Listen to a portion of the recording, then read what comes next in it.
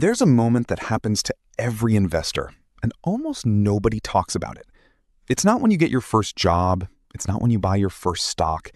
It's the moment your account hits $100,000. And once it happens, your relationship with money is never the same again. Here's the thing nobody tells you when you start investing. The first $100,000 is brutally slow. You save, you invest, you watch the number creep up by a few $100s a month, and it feels like nothing is happening. Most people quit right here, not because the strategy failed, because the feeling of progress failed first. But if you push through that slow, boring middle, something strange happens once you cross six figures. The math itself starts working differently, and so does your brain. Let's say you're investing and earning a steady 8% average return. At $10,000 invested, an 8% year gets you $800. Barely noticeable. You'd have to work overtime for a week to match that. But at $100,000, that same 8% gets you $8,000 in 1 year from money just sitting there. That's not a side hustle. That's a second income stream that didn't exist before, made of nothing but time and patience. This is the moment people start calling compound interest boring, right before it becomes the most powerful force in their financial life. But the bigger change isn't the math, it's what happens in your head. Before 100K, every market dip feels personal. You see red numbers and panic because losing 10% of $1,000 is $1,000. Annoying, but survivable. After $100,000, a 10% dip is $10,000 gone in a day. And here's the strange part. Most people report feeling calmer, not more anxious. Because by the time you've reached this stage, you've usually already lived through a few crashes. You've learned the lesson the hard way.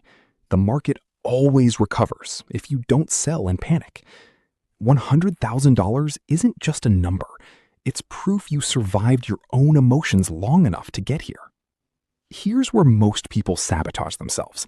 The moment the number starts feeling real, they make one of two mistakes. Mistake one, they get overconfident and start picking individual stocks or chasing trends, trying to speed up what was already working. Mistake two, they get scared of losing what they built, pull money out of the market, and miss the exact growth phase that would have taken them to $250,000. The accounts that actually compound past 100K belong to people who did almost nothing differently. They kept contributing. They kept ignoring the noise. Boring won. So what does crossing 100K actually feel like day to day? It's not a lifestyle change. You don't suddenly buy a Tesla. Most people who hit this milestone say the same thing. Nothing outwardly changes, but something internally does.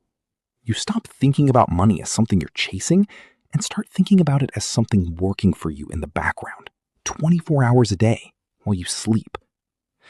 That shift from I have to earn every dollar to some of my dollars now earn on their own is the real unlock. It's the first taste of what financial independence actually feels like. Here's the part that surprises people most. Getting from $0 to $100,000 might take you 7 to 10 years, but getting from $100,000 to $200,000 with the same contributions and the same average return, that next 100K often arrives in nearly half the time. This is the snowball effect in action. The first 100,000 is funded almost entirely by your own contributions. The next 100,000 is increasingly funded by the market itself.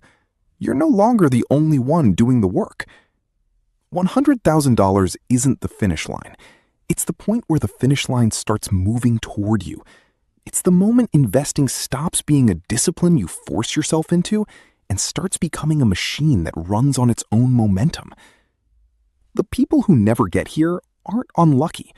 They're the ones who quit during the slow, boring, invisible years, right before the math was about to start rewarding them.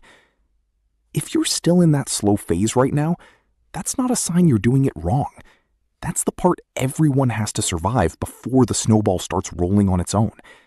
Stay consistent, and one day you'll look at your account and realize it's not just growing because of you anymore.